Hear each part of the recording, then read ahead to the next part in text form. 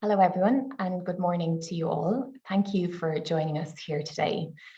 So I am Yvonne Halpin. I'm the head of the Irish Marie Skłodowska-Curie Office, or the IMSCO in short. And I'm also the national delegate and one of two national contact points for the Marie Skłodowska-Curie actions in Ireland. So our webinar today is focused on the European Union's MSCA Staff Exchange programme, which used to be known as MSCA RISE under Horizon 2020. And that programme promotes international, intersectoral and interdisciplinary collaboration in research and innovation through exchanging staff at all career stages and sharing knowledge and ideas at all stages of the innovation chain. And my colleague from the European Research Executive Agency will tell you more about that programme in a few minutes. So the session today is for both academic and non-academic organisations based in Ireland. And we're very pleased to have so many of you here with us today for this webinar. There will be a Q&A session after our panelists have spoken.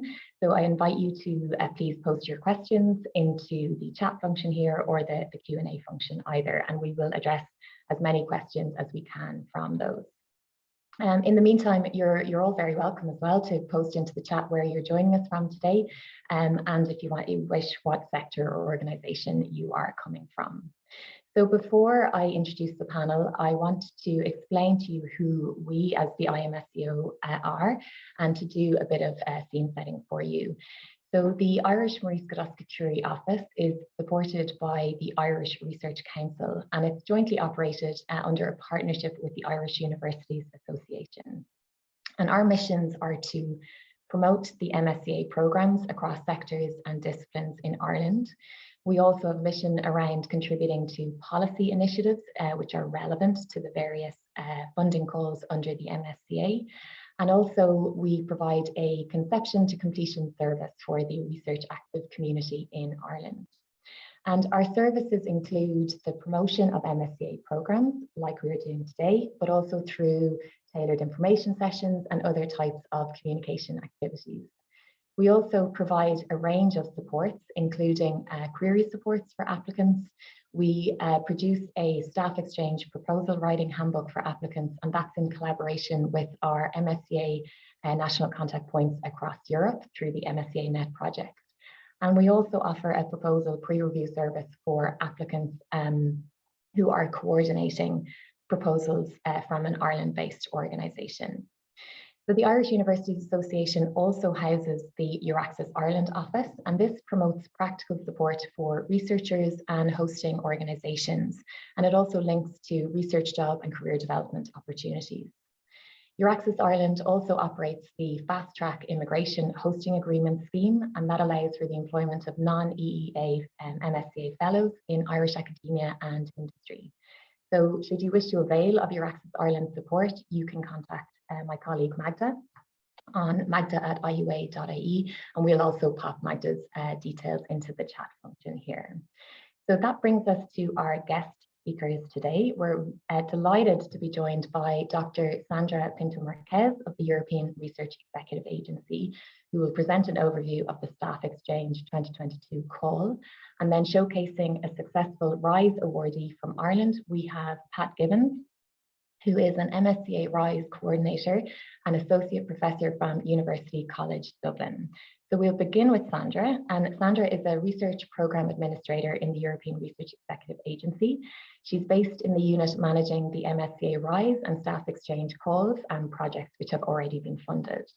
She previously worked as a project officer in the Genomics and Systems Biology Unit in the European Commission Director General for Research and Innovation, as well as the European Research Council Executive Agency before joining REA in 2011. So Sandra brings a wealth of experience here today. So I will share the screen for Sandra, and Sandra, you're very welcome to our webinar today. Thank you, Yvonne. Good morning, everybody. Thank you for inviting me to this exciting event where I have the chance to motivate everyone to apply to the Staff Exchanges call, which is about to open in October, so next month. The closing date will be in March 2023, so plenty of time to be a part of a proposal or to draft your own proposal. And I hope to not only motivate you, but show you as much as possible how you can do just that and why you should do that. Sandra, do you So see the screen? Do you see the full yes, I see the screen? screen. Okay, I'll turn Thank off you, my video Yvonne. for now. So without further ado, can we have the second slide, please? Thank you. So you may or may not know that the Marie Skłodowska-Curie Actions, of which Staff Exchanges is part of, they are part of the Excellent Science pillar, and alongside the European Research Council and the research infrastructures. And for the MSCA, 6.6 billion have been earmarked for the entire duration of the Horizon Europe program. Next slide, please. So if you're not familiar with the Marie Skłodowska-Curie actions, there are 5 main actions. Probably the best well-known are postdoctoral fellowships and doctoral networks. There's also MSCA and Citizens, Co-Fund, and the Staff Exchanges. Staff Exchanges is not as well known as postdoctoral fellowships and doctoral networks, but it has many characteristics that are very appealing to small and medium enterprises and non-academic sector organizations that I hope to show you in the next slides. The next call, for that call, 77 million have been earmarked to fund projects for Staff Exchanges, Marie Skłodowska-Curie Action. Next slide, please. So what are the main features? Next slide, please.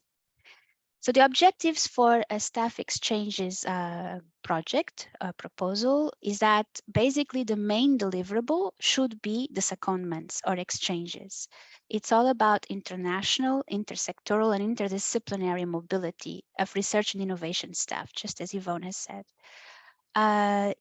What is the added value? So obviously it's the knowledge transfer between participating organizations and between the different researchers participating in the exchanges or secondments, the collaborations that are started during the project and that we hope will go on beyond the project duration, and the general cooperation across the globe for the particular objectives of that proposal. Can you have the next slide, please?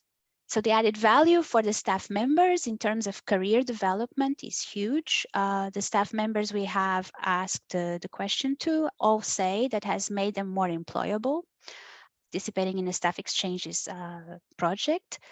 They gain skills and competencies that otherwise might be hard to get.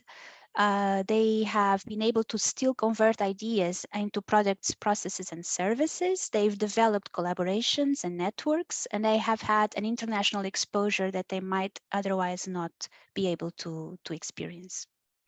For the organizations participating, there's the obvious transfer of knowledge that takes place. They also have collaborative networks they may not have before, and we see that in different calls of staff exchanges, those collaborative networks apply over and over again, meaning that the collaborations actually go beyond the duration of the first project where they were participating together. And there's an improvement and an increase in their research and innovation capacity. Next slide, please. And who can participate in the proposals? You can come from the academic sector or the non-academic sector. Next slide, please. The minimum composition and the consortium, the group of organizations that will lead the proposal to its objectives, coordinated by one entity. The minimum composition is 3 legal entities. Legal entities are organizations, and they must be in 3 different countries, 2 of which must be either a EU member state or an Horizon Europe associated country. If, however, those 3 legal entities are all from the same sector, so they're all academic institutions and they are all SMEs, for instance, then you must also have an organization that is based in what we call a third country. An organization based in a third country, I'm trying to introduce you here to the jargon that if you are applying, which I hope you will see in the Horizon Europe work program. So an organization based in a third country is called an associated partner. So you will need an associated partner in the consortium to be able to apply for a Staff Exchanges project proposal. call, sorry, if indeed all other entities are from the same sector. In order to know which countries are recognized as Horizon Europe associated countries and which are not, I have put 2 links in the slides because I know the slides will be shared with all of you, and the presentation is being recorded and will be available, and that way you can then consult which are the countries concerned, because this is not often we are asked if it's a geographical concept, but it's not. I give you an example. Tunisia is actually an associated country in Horizon Europe, whereas Switzerland is no longer an associated country, so it's considered a third country. So this is just for your information. Next slide, please. Now, very interestingly, all types of staff involved in the research and innovation activities can be seconded. So that obviously includes researchers, but not only researchers. It can include administrative staff, managerial staff, technical staff, so long as they are involved in the research and innovation activity of the project. They can be seconded for a minimum of 1 month, and these 1 month can be split into several stays, and they don't necessarily have to be going to the same organization during those split stays, and a maximum of 12 months per staff member. They can be at any career stage, the researchers that are seconded. However, I must warn you that they must have a doctoral degree. So if you would like to second a master's student, the master's student can be seconded as a technician, but it will not be seconded under the category of researcher. They need to be devoted full time to the project during that secondment, and they must have had some sort of contract with the sending organization for at least 1 month prior to the first secondment. Next slide, please.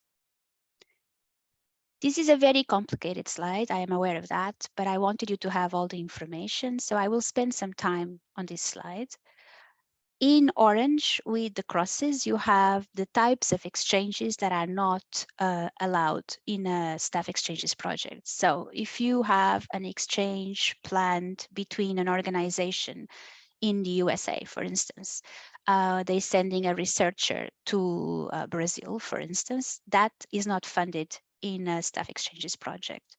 That's why we have put in orange those exchanges with a cross. So when it's mentioned associated partner, I remind you that associated partners are organizations, all organizations based in certain countries are associated partners.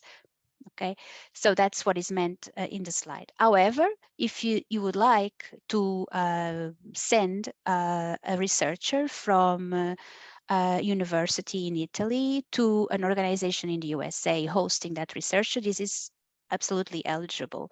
Or even vice versa, you can host a researcher coming from the USA in your organization in Europe or in an associated country, but in this case, the funding will have to be other than EU funded. So the USA organization would have to find its own means of funding that secondment, but it's allowed in a staff exchanges project. Where you see the 1/3 in the table, this is something new compared to RISE. So in principle, when secondments or exchanges take place between organizations based in member states or associated countries, those secondments should take place between organizations of different sectors. So from a university to a company, or from a company to a university, for instance. If the exchange is taking place between organizations in the same sector, so between 2 universities or 2 companies, 2 SMEs, then the secondment to be eligible for the project, for the proposal for staff exchanges call, has to be interdisciplinary. The way the secondment will be defined as interdisciplinary is by characterizing the expertise of these institutions involved and the exchange that is described in the proposal, by characterizing that using the first level MSCA keywords. And I've given the link where you have access to all the first level MSCA keywords. So this is a slightly complicated slide, but basically the key message in this slide is all secondments can be interdisciplinary. obviously, this is not an issue. For those secondments taking place between organizations in member states and associated countries that are not in different sectors, those secondments must be interdisciplinary. That's the difference to be eligible for the staff exchanges. And the 1/3 is because the limit is set at 1/3 of the total person months involved in the secondments for that proposal. Okay, I hope it's clear, but I'll be here to answer questions if you have any. Next slide, please. And what does staff exchanges fund? First of all, the funding is based on unit costs per person month, and the total is 4,600, which are then split in 2,300 halves for the staff member and for the institution. I will start by saying what we do not fund in staff exchanges. We do not fund salaries. The staff member unit costs, the 2,300, are meant to be a top-up of the salary for the secondee. So either a technician, a manager, or a researcher that is being seconded on top of their salary, they will get 2,300 per month. And these should cover the travel expenses, the subsistence costs, and any other costs involved in the mobility. And this is not a flexible type of cost, meaning that it has to go in its entirety to the staff member. For the institutional costs, however, which are divided between research, training, and networking, and management and indirect costs, as you can see in the slide, here there's some flexibility that applies. And the flexibility can be arranged or determined in a consortium agreement that is signed at the start of the project by all beneficiaries involved in the project. And in here, it is stipulated that, for example, and this is an example, for secondments that become very expensive because the travel costs are increasing, some of the research, training, and networking unit costs can be used as a top-up of the staff member unit costs. Next slide, please. So in terms of key messages so far, I would like to remind you that the next call will open in October. There are around 77 million earmarked for the projects from that call. I would like to remind you that what you is reimbursed in unit costs is a 4,600 total, split into evenly between two categories, the staff allowance and the institutional. For the secondments, a minimum duration of 1 month and a maximum duration of 12 months per staff. When between the same sector and based in countries that are part of the member states or associated countries list, then it must be interdisciplinary, and it's allowed up to 1/3 of the total person months for the project. The duration of the projects can be a maximum of 4 years and can involve 360 person months per project max. I would like to say a few words about the previous call, because the previous call was the first call in Horizon Europe. And I'm happy to tell you that the success rate was 30%. If you add the reserve list to this, it's actually even higher, it's 40%. It's a little bit an incentive to explain to you that actually in staff exchanges, the success rate is higher than, for instance, in doctoral networks and postdoctoral fellowships, where it's around 13%. So again, in the next slides, I will try to explain how you can go about applying for the next call. Can I have the next slide, please? So here we go. So again, the call I've told you about. So you have until the 8th of March to submit a proposal or to be part of a proposal. Thank you. Next slide, please. Again, a busy slide. So in here, I've indicated the link for the funding and tenders portal. And this is, if it's your first time seeing this slide, in fact, I speak to the audience as if it were their first time. So first thing you need to do is you need to get a EU login so that you need to register so that you can access all the functions, all the features of the funding and tender portal, and you need to register your organization. You will get a PIC number This does not mean that your registration process is finished, but it does give you a way of filling in the administrative forms should you be invited to participate in a proposal or should you want to start a proposal of your own. In the Funding and Tenders portal, you have several tabs in the home page. Under Search Funding and Tenders, you will find the call for staff exchanges, and in the next slide, I will show you how. You also have a tab on how to participate, and here you can actually have you have a feature called Partner Search, where you can find other entities for your to participate in your proposal. You also have Project Results tab, Work as an Expert tab, and the Support tab. And I'll talk a little bit about some of these in the next slides. Next slide, please. So here is how you find the forthcoming MSCA Staff Exchanges call. At this point, it's forthcoming. This is why I have clicked in the slide, you see forthcoming selected. Obviously, after the 6th of October, it will be open to submission. So you should click on open to submission for submission. And you choose the programming period as is shown in this slide, and Horizon Europe and Marie Skłodowska-Curie actions, and you have the call indicated already. And as it stands, if you click on MSCA Staff Exchanges 2022, you already have plenty of information to read. So I'll show you in the next slide. Next slide, please. Thank you. This is the beginning of the page.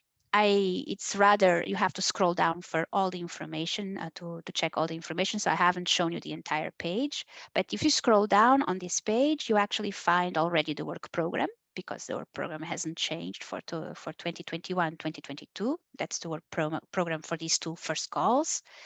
You have already, I believe, the templates and plenty of information to get acquainted with. And you have a very interesting partner search announcements function that if you click on view, you will see different enterprises basically showing what their expertise is and how, and stating that they're interested in participating in proposals. So it's a very, it's worth your time checking it and perhaps advertising yourselves as well. Next slide, please. I don't know if you remember, but I had mentioned in the homepage of the Funding and Tenders portal, there was a support tab at the very end, at the right-hand side. And here in the support tab, if it's your first time, you have guidance and manuals, and you even have an online manual, and you find videos on how to tackle the application process, how to fill in the forms, and so on. So if you are facing difficulties, this is also a very useful tool. Next slide, please. And this is an important slide because I want to emphasize to you, especially for Horizon Europe. If some of you have experienced H2020, which is the previous funding program, you are aware that if you have glanced at Staff Exchanges Guide for Applicants, or if you even have tried to apply before, you know that it was a rather extensive guide. It had, you know, it was a long guide. This is no longer the case. The guide for applicants has been shortened. And what it contains is many links to other sources of information. So when I'm asked, oh, I have all these documents to read, which ones do I really need to read? I always tell the people asking me this that they have to read them all, unfortunately. And it's best to start early because, okay, I realize the text is not always easy to digest, but the work program for sure, the guide for applicants for sure, the model grant agreement as well, the proposal templates, and the frequently asked questions. And these will be posted, actually. The ones relevant to this call will be posted in the Funding and Tenders portal in the same web page that I showed you before. So please do read all the reference documents. Yeah, it's important, and I will show you some more links in the next few slides. Can I have the next slide, please? So here are the forms. You have, when applying, assuming you are participating in someone's proposal, you have to fill in your institutional data in the part A, which is where the structured administrative data is put in. So this includes that PIC number I've mentioned. In part B1 and B2, you have the descriptive part of the proposal. And how to interpret what you need to put in is actually explained in the Horizon Europe program guide, and I give you the link in the next few slides. Can I have the next slide, please? This is just to give you an idea of the evaluation criteria. So once you submit the proposal, external experts are invited to assess the proposal, and they have to assess what you have provided against a set of criteria, which are depicted here. It is extremely important to read the document in the link that I show you below in the slide, the program guide for Horizon Europe, because how to interpret the different sub-criteria is not always clear just from the text. So in this guide, actually what you're expected to provide as information is very clearly explained, and it's important to do so. For instance, open science practices are now evaluated under the excellence criterion, but also under the quality and efficiency of the implementation criterion. And it may not be clear from just reading the sub-criteria what exactly in terms of open science practices you're supposed to include when you're filling that part of the form in part B. But this is very well explained in the program guide. So please do read this document as well. And as you can see, the three criteria are not equally weighted. Excellence has a 50% weight, impact 30%, and the quality and efficiency of the implementation 20%. And you need a minimum of 70% to be considered for funding. But obviously, those proposals at the top are the ones that get selected for the ranking list and get funded. Next slide, please. And how can you guarantee a success? So these are some tips and tricks. You have your national contact point. Don't neglect contacting your national contact point. They have the bird's eye view on all the questions that I've received, other proposals that are being submitted, and without breaking confidentiality rules, they can guide you to the right source of information very easily. Also, follow the available guidelines, as I have said. Ask a colleague to read your proposal, see if they think you've addressed all the points that you should have according to the Horizon Europe program guide. And last but not least, I have a tip of my own in the next slide. Next slide, please. We are right now finalizing the grant agreement preparation for the previous call, so for the call from last year. And should be all the grant agreements should be signed, I would say, probably by the end of October, no later than that. And this means that automatically the projects they will be listed in Cordis, and I've put the website in the slide. And this might be also a source of inspiration for you to go check Cordis. This is a public information. And you might recognize collaborators of yours. You might recognize people that you've known from your PhD years. The bottom line is that you can also ask advice if you have that kind of interaction with some of the institutions that are listed for some of the projects, for the projects listed as being successful. So it's a good source of success stories in terms of application and receiving funding. So the next slide, please. I'm about to finish. I think I hope I didn't go too fast. This is basically another motivational appeal. If you decide that, okay, maybe this is not for you, or you would rather apply to a different call or whatever, or even if you apply to this call, please also take the time, if you could, to register as an expert. The database that the Commission taps on is essential for our work. We need to renew our expert database. We need to renew our experts for the evaluation. We cannot always use the same, of course. So we rely on having people registering as experts to be able to have all the expertise we need on one hand and good experts on the other. Takes a little bit of time. It's a little bit cumbersome, but it's for the good of science in general, and I hope you do that. And the next slide, I think it's on the info session. So we are organizing a new info session. The information will be sent to the NCPs as soon as we're closer to the date. But last year, An info session was recorded by my colleagues. I had not joined the unit at that point, so I enjoyed very much listening to it myself. And you can find all the videos and the information in the websites that I'm giving you in the slide, and you may find it useful as well as a source of information. And I believe this is the end of my presentation.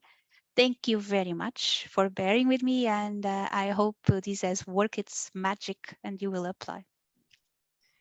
Thank you very much, Sandra, for what was a really comprehensive overview of the staff exchange call, and also for highlighting last year's information session. I remember listening to it myself, and there were some really interesting case studies profiled, and that reminds me as well, we held a webinar last year for the staff exchanges where we had other case studies as well from people who had been successful from Ireland. So we will later on pop a link to that because that was recorded as well. And it's an added way for you to, as applicants, to see what other people have done and how they've approached these types of proposals.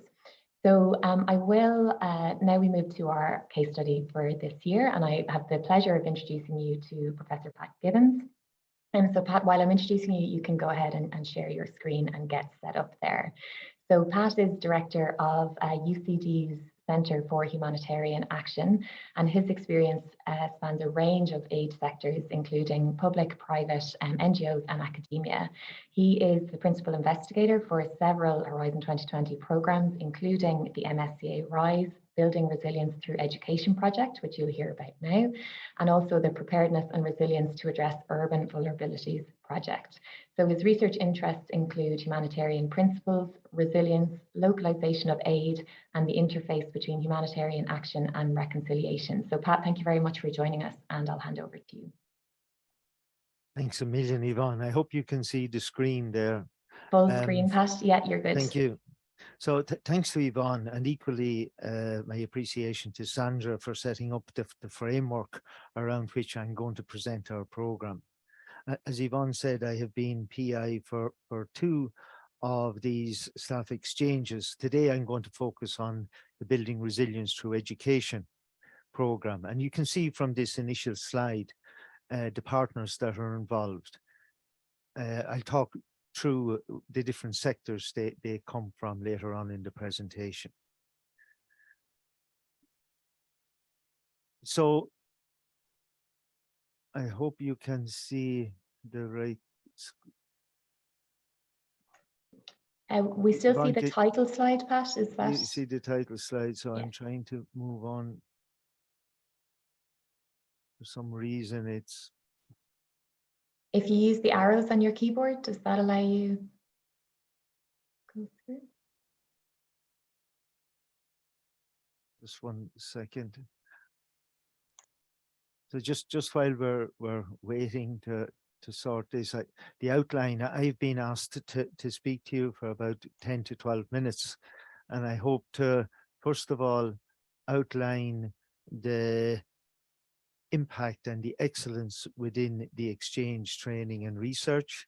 Secondly, I'd like to talk a little bit about the interdisciplinary and the intersectoral aspects of the exchange. Then thirdly, I'd like to give you some indication of the benefits that we see from this program. And then lastly, I'll highlight some of the tips for success for future applications. I'll just see if I can move the slide.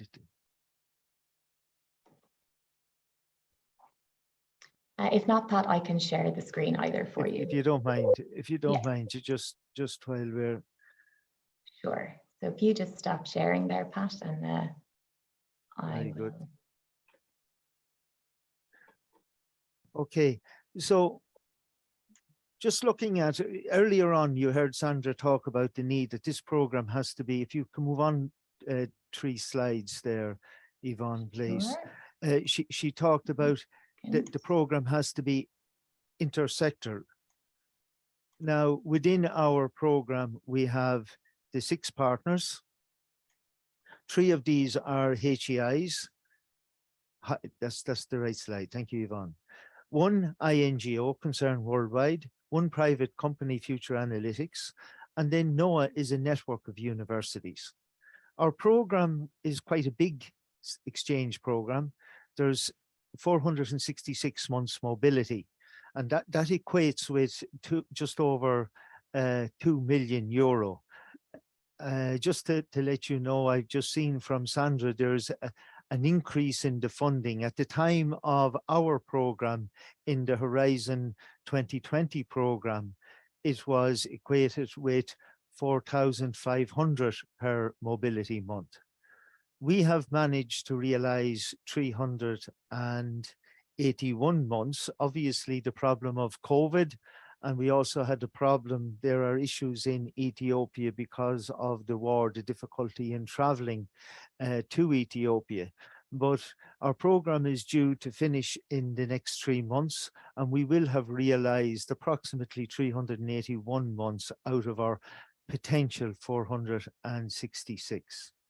Our program is based on, to give you an overview, it's looking at education as a vehicle to emancipate communities in Wolaita, a place in southern Ethiopia, by expanding their livelihood base to reduce exposure to vulnerability and climate extremes. So it's a very apt program now for across a whole range of disciplines and sectors. And you will see later on the way we couch our program in the Sustainable Development Goals. When we look at the work packages, I'm just focusing here on what we would call the operational work packages. We have 3. One is about sharing information and sharing staff to build an enabling environment between the institutions working in the areas. And this is especially among the HEIs. Secondly, there's a training and an educational program and strengthening capital and capacity within the HEIs. And then thirdly, there's a strong research and innovation component. If you go to the next slide, we'll get to the meat of the program. When we start to divide our program up, and you will see when you put together a proposal for staff exchange, there's great focus on the goals, the outputs, the outcomes, and what we're known as the deliverables. To give you a taste of what our program is about, the deliverables, which are numerous for such a program over a 4-year period, I've summarized them here, and you will see that over the course of the last 4 years, we developed quite a considerable mechanism to support exchange between staff and indeed qualifications between the higher education institutions. That is UCD, the Southern and Eastern Technological University, and Wolaita Soda University in Ethiopia. We've also worked to establish a sharing of information communication technology to enable us to work across borders. Sharing of library and sources and estates, all to create an enabling environment for universities to share services and indeed products across these universities. On the sharing of training and learning from all institutions, we have developed a considerable amount of modules, from business innovation to building resilience, gender-based violence, and localization. Within the program, we also have 14 PhDs were presented initially.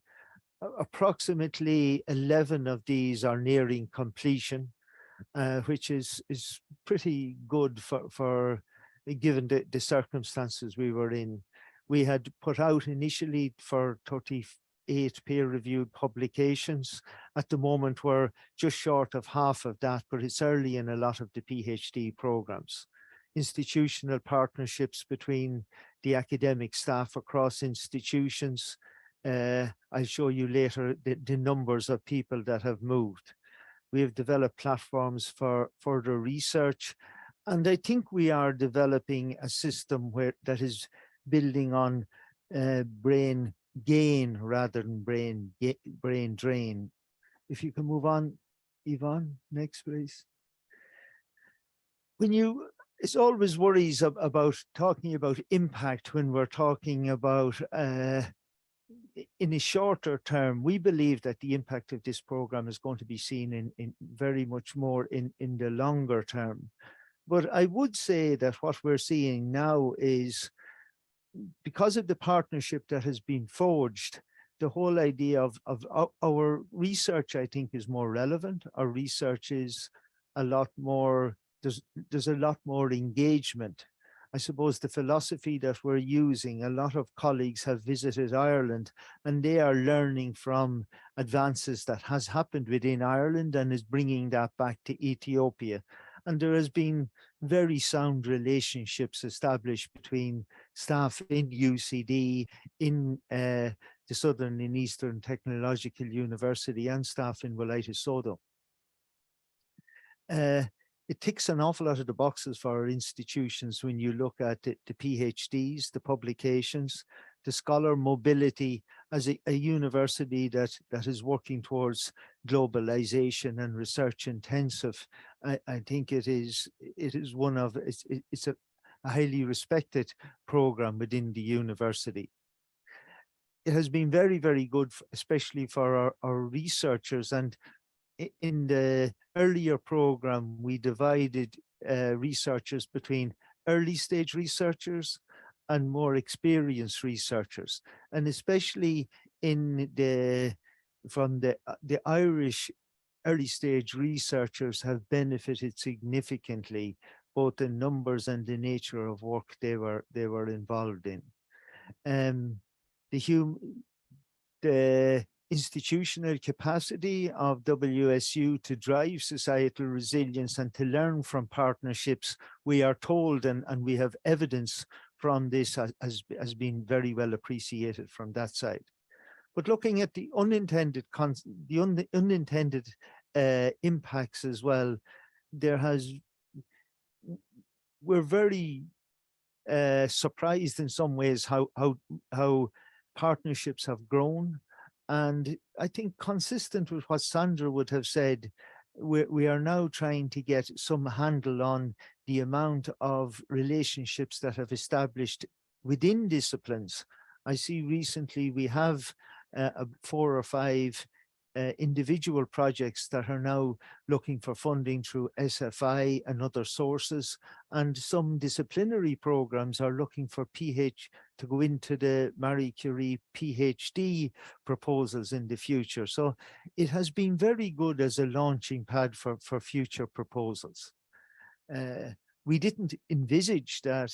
Now we see that there are several European scholars engaging in units within UCD in the modules delivery.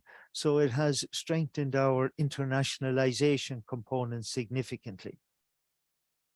And we've, I think from an Ethiopian perspective as well, there is a big opening up of possibilities for shared PhDs. I think on negative side, we had huge problems over the 2 years with COVID, and also the conflict in Ethiopia has been quite difficult. Obviously, working in humanitarian action, it has been an enabler in some ways for us, but especially the issue in Sudan has been a problem, and I can talk to individuals if they want to know more about that. Restricted engagements, because of the exchange financial, just to tell you, it has been very difficult. If I look in 2017, 2018, the cost of a flight to go to Ethiopia was something like 400 or 500 euro. Now it's about 1,400 euro. If you look at the cost, the difficulties in getting accommodation for people, these are challenges. I don't think they're insurmountable, but they require a lot of institutional support and engagement. Sorry, next slide, Yvonne. On the disciplinary side, I'm just going to go very, very quickly to show you that we cover a whole range of disciplines, from agriculture, education, health. There is computer science. There are culture and anthropology.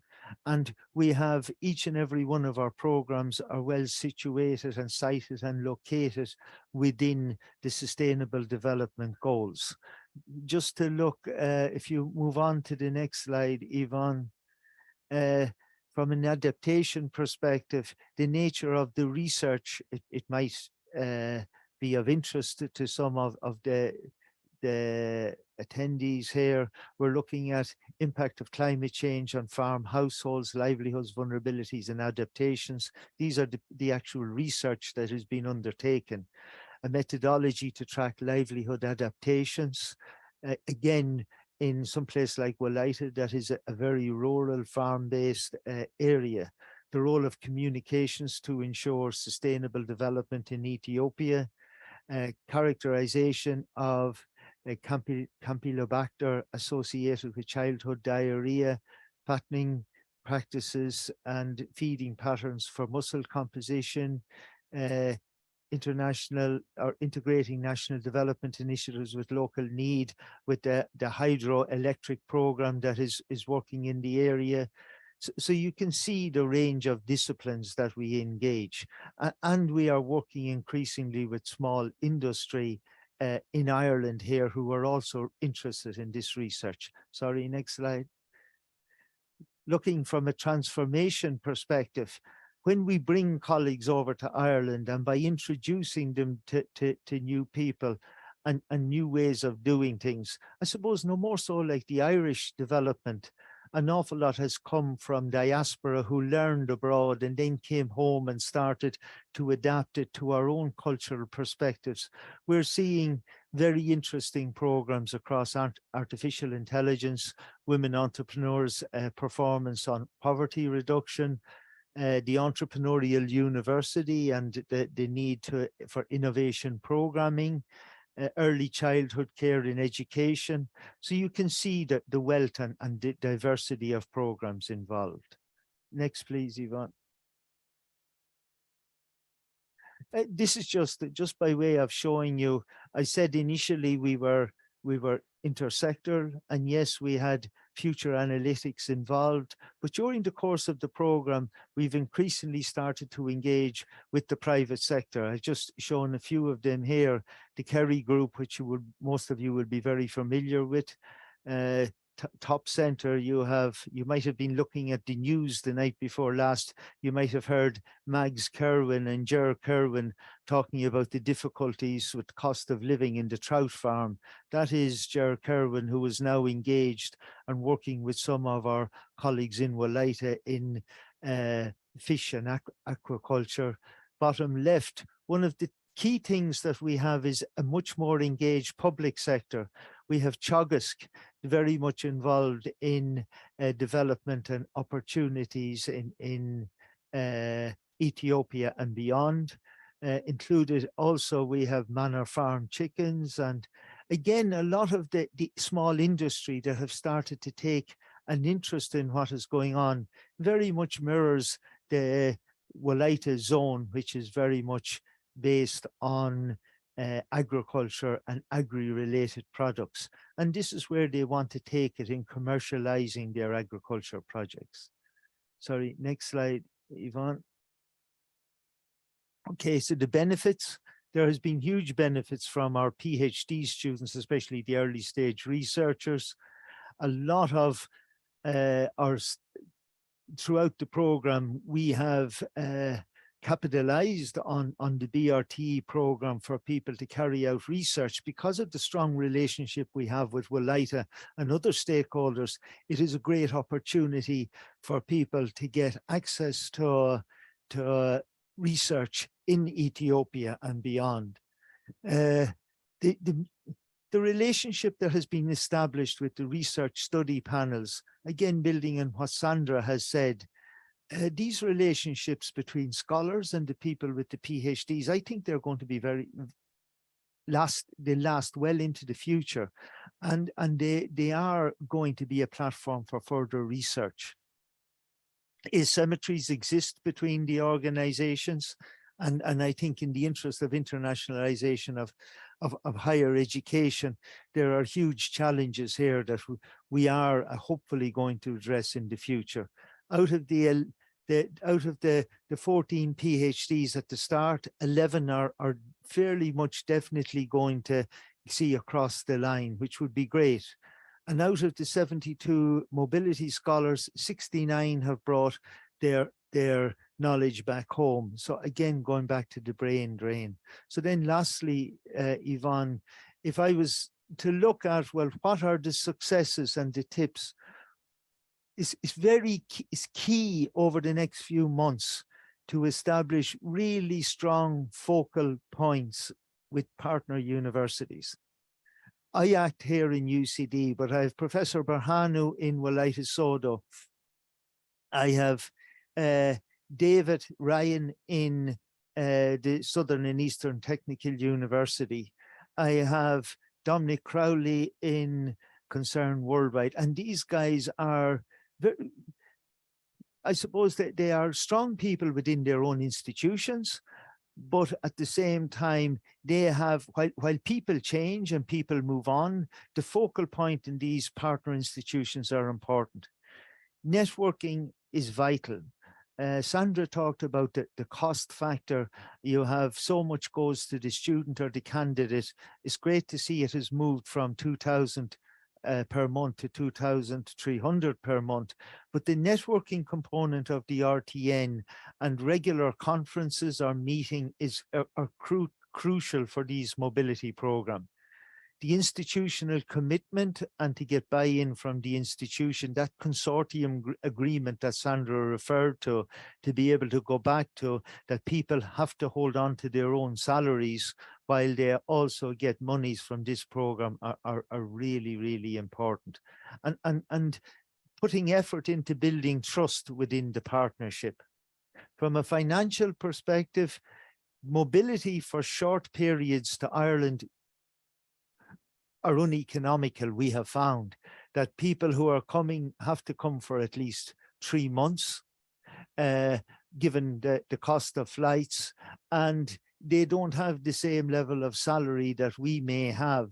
So that is something that has to be taken into consideration. Mobility from Irish HEIs, we've had much more difficulty or more success with getting PhD students and postdoctoral students to go for longer terms. The split secondment is very valuable that Sandra talked about. Again, we got caught out on the split with COVID, but the split secondment is not very easily available for our Ethiopian colleagues because for financial reasons. Private sector are vital to this program, but it's very hard to get by. Private sector won't do, to my experience has been, they can't pay for their staff to go over for longer terms in research, so that they have to engage in the networking component. But they are really, really vital to the program, and the more they get involved, then you can involve them, the better in the program. The context has changed considerably with regard to cost, but I see Sandra has indicated that the costing of the program has changed considerably. Engagement with government has been crucial for us, again, in getting visas and other kinds of information. And now with Teagasc and other involvement in the public sector, it has been vital to involve the Ethiopian authorities again. So that's just an overview of our program. It has been a really interesting journey for UCD and our colleagues throughout the last 4 years. And yes, I would very much welcome any questions. That's an overview of where we're at. Thank you very much, Yvonne. That was great. Thank you very much, Pat. Sandra, I'll invite you to turn on your video again. Pat, thank you for that overview of what I think is already quite an impactful project, and certainly addressing a lot of the intended outcomes from the MSCA Staff Exchange around sustaining collaborations and indeed speeding new collaborations at national and international level, and particularly enhancing the training and exposure for the PhD students. I was just struck by one comment in your presentation, and I might kick off the Q&A with that. You mentioned the importance of building and maintaining trust within the consortium to really ensure effective delivery. And one of the the questions we get asked a lot is around how to go about forming a consortium that can actually deliver on this. How did you approach that, or do you have any kind of insights around what's really important in terms of building that trust? I don't think there's any magic bullet, Yvonne. However, there an awful lot of while our program started in 2017, our initial engagement with Woleitis Sodo started back in 2012, and a lot of it was, I suppose, eating, drinking, and networking with these colleagues over time. The other thing was, I think we had to take this localization debate is very important as well as, and maybe Sandra could talk to it later, is the idea of the difference between a beneficiary and an associate partner. Now, allowing people to handle money is very important, and having faith with people and trust with people that they, so we actually treated our associate partners like beneficiaries. We handed monies over to them and we monitored the money. And I think this was very beneficial for our program, because often you have a holding on of the money in some ways we found in our first program, and there was a lack of trust, I'd say, in some ways, that we established a system. We tried to be equal in the decision-making process. We tried to meet with people and allow them equal say, all the partners in planning the program. We shared the money, we shared a lot. So the networking component, I think, is really important in this, but there's no magic budget, magic bullet. And yes, it was continuously engaging with people, regular communications, being principled in the way that we worked, and I suppose just standing by what we said we do. That's great, thank you. Sandra, I might come over to you now. We've had a couple of questions from our registration stage, and we've a couple of questions come in here. But I'll group a couple of them together, if you don't mind. So we have been asked, what is the typical size of a consortium, if there is a typical size? And in your experience, on average, how long is a person placed on secondment in a staff exchange? Now, however you can address that, it might be totally dependent on the particular project, but we'll maybe go with those two first. So indeed, so for the first question, consortia can really take any shape or form. I'm handling gaps for consortia of around 20, but I have colleagues with consortia of 3. So because the advantage of having a call which is completely bottom up is you can come up with your idea. You roughly choose the panel you would like to be evaluated in the frame of which panel you'd like to be evaluated by choosing keywords, but you come up with your own configuration as long as you follow the rules. Obviously, those who had more experience, like Pat was saying, if you have a previous network, you might be tempted to use that network and then add on to it for the proposal. People who are just starting for the first time might have a smaller consortium. They will start the first staff exchanges project with a smallish consortium, and then the next time they apply, because we have a lot of projects which actually are continuation of previous projects. So we see that a lot, and the network does grow. So that's for the consortium. The other question was, sorry, Yvonne. I have lost it myself. So we had the typical size, and then on average, how long would a person go on secondment? Right. So on average, wow, again, you would be surprised. We have, so it depends on the institution. If you're a small SME and you don't have those many employees to second, or those many employees to sort of supervise those being seconded to you, you may have, iterations of 1 month. So someone comes for 1 month, 2 months, then they go back. Again, like Pat says, I think cost also plays a big factor now, a big role. Ticket prices have gone through the roof. For instance, you see that projects are starting to amend what they initially planned. So for certain countries, because of ticket prices, like Pat said, if they do send someone, they send for a longer period in one go instead of iterations like they had planned before. So really you have all sorts of situations. There is no limit except for the rules. So no more than 1 year per staff member. And so it's not per organization, it's per staff member, and no less than 1 month. Super. I might just pick up on something you said. You noted that often you will have a funded consortium, and then they will then reapply to what used to be Riser now, to the Staff Exchange program. What are the key things that a consortium needs to address if they're reapplying in order to ensure that they get funded? Is there any piece of advice, particular elements of the program or anything like that that really need to be focused on? So definitely they need to read the documentation, because it's very different. It's a very different ballgame now. Open science being one case, it's really looked at. So they have to carefully understand what is being asked in those criteria. In excellence and in implementation. Another one is what Pat was referring, the management and how the risk assessment, how do you guarantee the project will be realized? How many meetings, what kind of setup of meetings? The experts do take a look at that. Then there are small details that you have to read the program guide to understand, because they realize that it's getting, some people say, too complicated. But once you get the hang of it, it doesn't seem complicated anymore.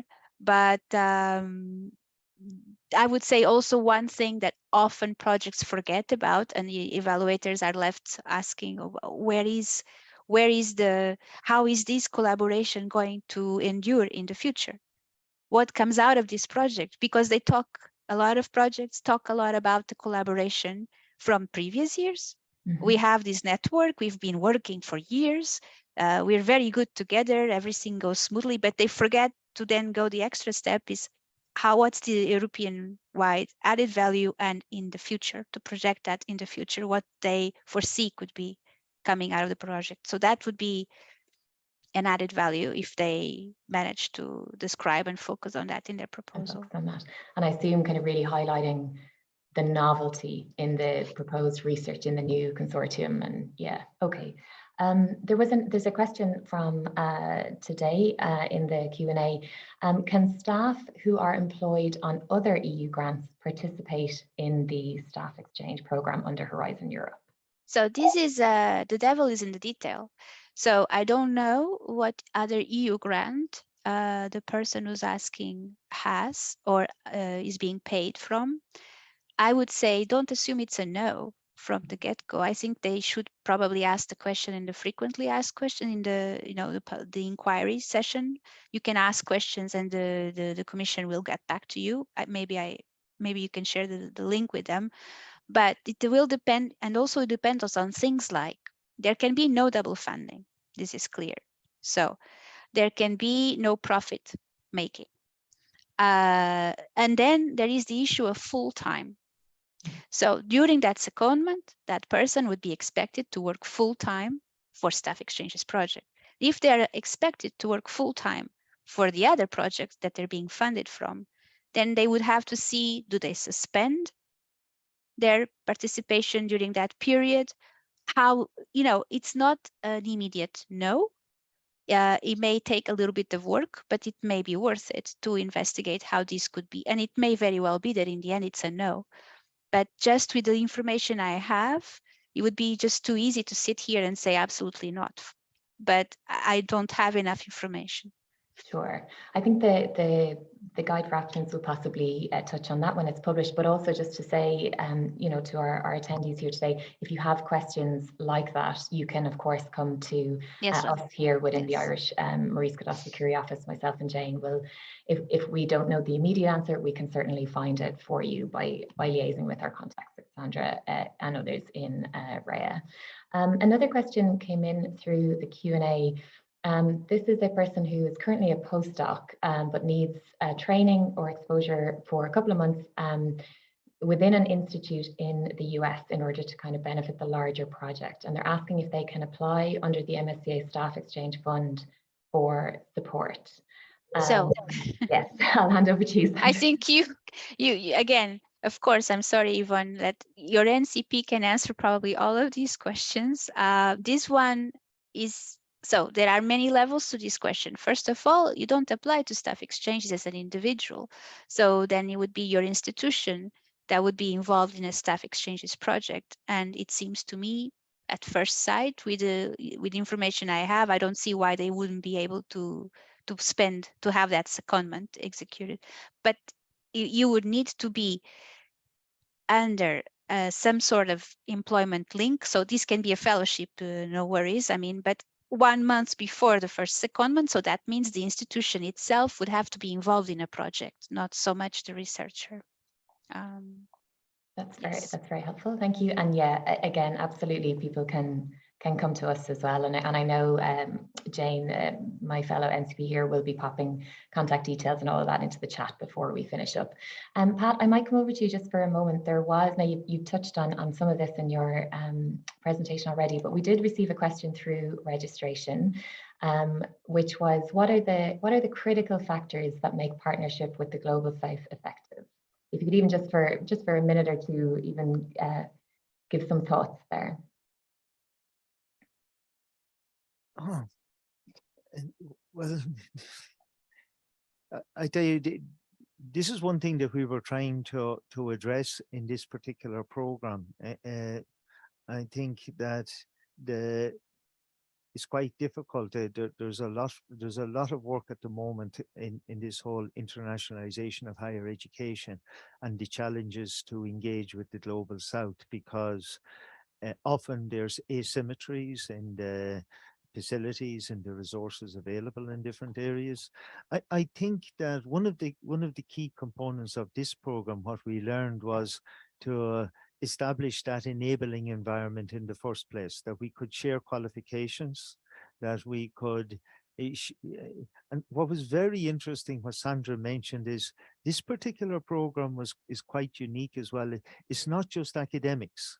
Administrative staff can move, and we had administrative staff that were going over, which is quite unique in UCD. Usually you get the academics moving on mobility, but it was great that the ICT people and the registry people and the library people got an opportunity to go over and engage with colleagues in this. Now that was fundamental in trying to establish enabling environment to allow the partnership to grow. Heretofore, a lot of networks would just focus on the teaching or the research side. So this is something that we want to build on an awful lot more. And we had a lot of work to do between the HEA, the higher education authorities in the different countries, to see how can we share qualifications from Europe, because we had to transfer. One of our deliverables was actually to understand ECTS credits, European transfer system, and what was the Ethiopian system, so that it could enable staff to share across programs. So I think there's very basic enablers that are fundamentals for partnerships to grow in the long term, and then allow for things like we're working from a co-tutel arrangement, for those of you who understand that jargon, to allow for PhDs to work, which again, from a European perspective, it works, and it allows students to get the PhDs from both sides. So yeah, it's quite complicated, but very interesting in the internationalization of higher education. Thanks. Thank you for your insights there, Pat. I think we have time for another couple of questions. And Sandra, I'll just come back over to you.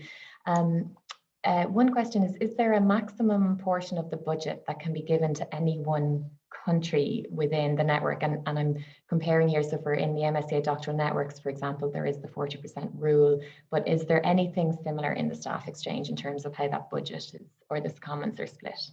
No, but you have to keep in mind that whatever you have in the proposal, if you want to stand a chance of being funded, has to make sense to the evaluators. So if you have a proposal put together, for instance, I can tell you what you will not have is an institution with zero budget. In the present work program, you cannot have an institution in the consortium. It's a shame because some institutions do not have enough, for instance, a small company in a country like China or the USA, they are not they're not listed as one of these countries that could get EU funding. So they would have to pay from other sources for their staff to be seconded to another institution. So in Europe or in a member state or associated country, but they may be interested in hosting. So that would mean they would be in the consortium with zero budget, just hosting a secondment. And this is not allowed in the present work program, but it may change in the next work program because this work program is for 21-22. But so zero budget not allowed. Other than that, it has to make sense in the setting of the proposal. So there's no limit. That leads quite nicely, thank you, into the next question. So thinking about within the consortium, thinking of beneficiaries and associated partners, does every partner have to both send and receive researchers on secondment, or could one beneficiary be host only and not send any researchers from their institution? So no, not for the moment. Let's see for the next call, but not for the moment. So yes, that's the key, that all beneficiaries at least need to have yes, funding within it. Super, okay. I am just looking, I don't see any further questions coming in. I can see that my colleagues are posting links to last year's webinar from the IMSCO, and I know my colleague Jane will post any additional information now. I think that will actually bring us to the end of our webinar today. And I would just like to say thank you to all of you for joining us today. We hope you found it useful and informative, and I'd very much like to thank our panelists, Sandra and Pat, for giving us your time. So as mentioned earlier, a recording of the webinar will be made available, and it will be made available through the iua.ie website and also the IMSCO YouTube channel. So I know that the links are being put into the chat there as we speak.